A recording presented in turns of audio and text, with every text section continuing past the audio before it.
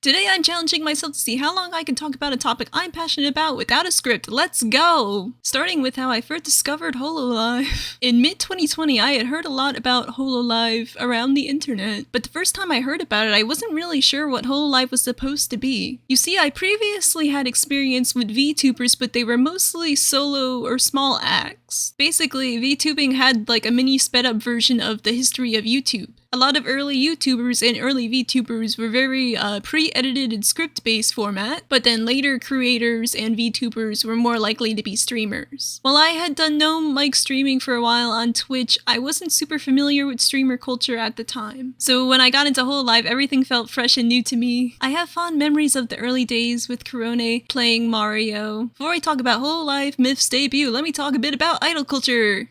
My start with idol culture came from Idolmaster. I got into it when I was in high school. I don't know why I'm saying it like that. Sen cannot talk. But she's supposed to talk. This is where the self-doubt starts peeking in. Talking for 40 minutes, and 2 of it is usable. Speaking of idol culture, I got into Idolmaster when I was in high school. And as you can imagine, this was the early 2010s, so no one knew what it was. But when I came across Idolmaster, that shit changed my life forever. Because it introduced me to the idea of Japanese pop idols.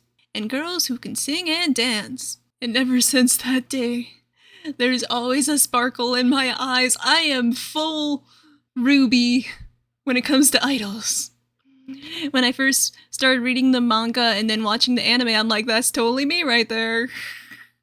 Idolmaster kind of became a hyperfixation of mine for a decade. I spent so much money! But no, seriously, I was really into it. My favorite Idolmaster character from the original anime is Chaya Kisaragi. Confession time. I had a crush on her. And everyone else knew it way before I did. That's how this tends to go. I'll probably edit out most of the cringing, but I don't think I've ever said it publicly before. You have to understand, that's kind of a big deal.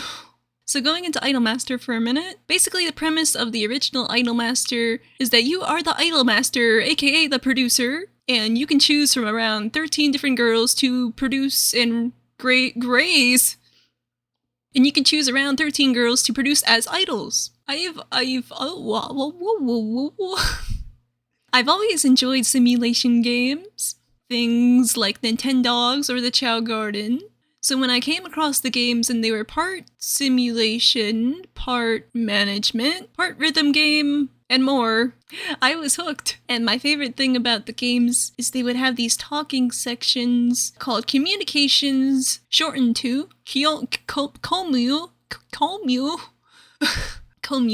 And in these talking sections, the idols would talk about how they felt on stage and their personal issues and just, yapping like this. I could talk a long time about Idolmaster, but maybe I'll save that for another video. To wrap it up, Idolmaster influenced me a lot as an idol. No, I'm not an idol. To wrap it up, Idolmaster influenced me a lot as a creator and person and artist. So going back to when I became a deadbeat, I've never told this story before publicly, so I'm a bit nervous. One day when I was addicted to Twitter and scrolling the bird site, I came across fan art of Gargura. And this was within the first week of debut, and I thought Gura looked so cute in her shark hoodie. Also, I saw fan art of Callie in Gura's hoodie, and I thought it was so cute. So then after that, I decided to go back and rewatch Callie's debut. As you can imagine by this video, I was hooked. So I did what any sensible person would do, and became a tier 3 member. I went from baby's first streamer to tier 3 overnight. Future me is gonna cringe at this so much, don't mind me.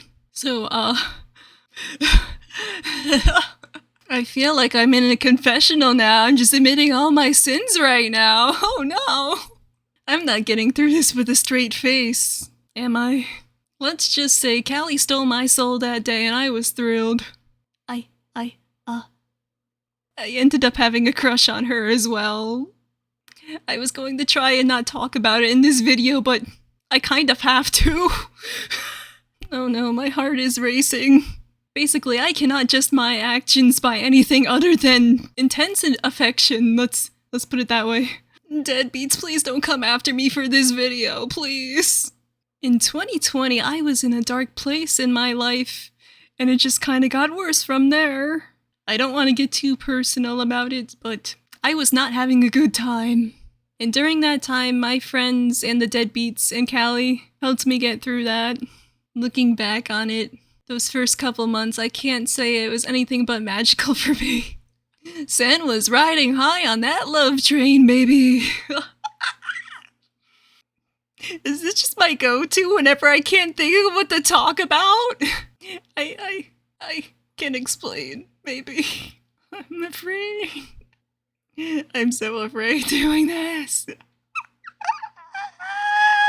My voice is making weird noises I've never heard before.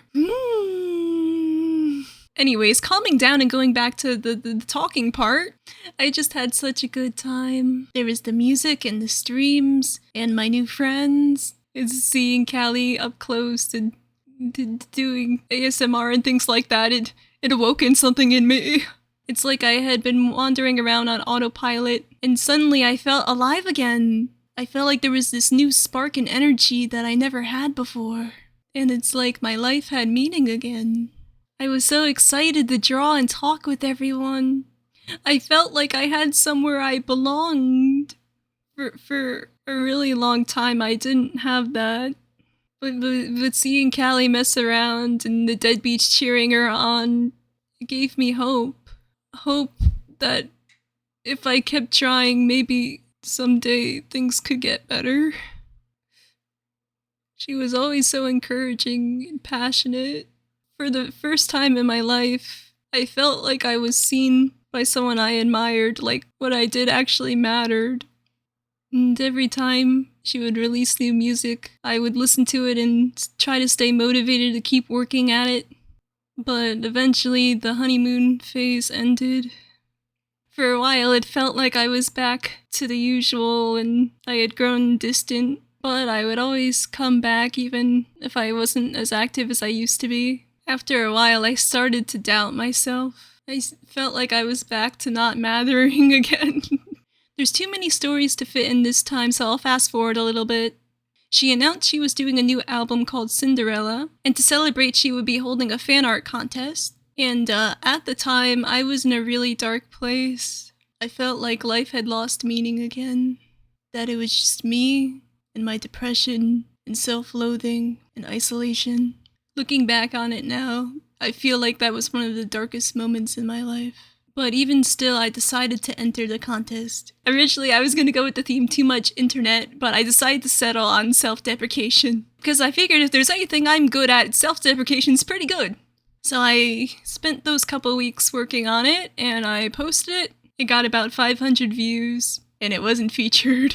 There was no comments or feedback. And seeing everyone else's entries, I felt horrible. That was really rough.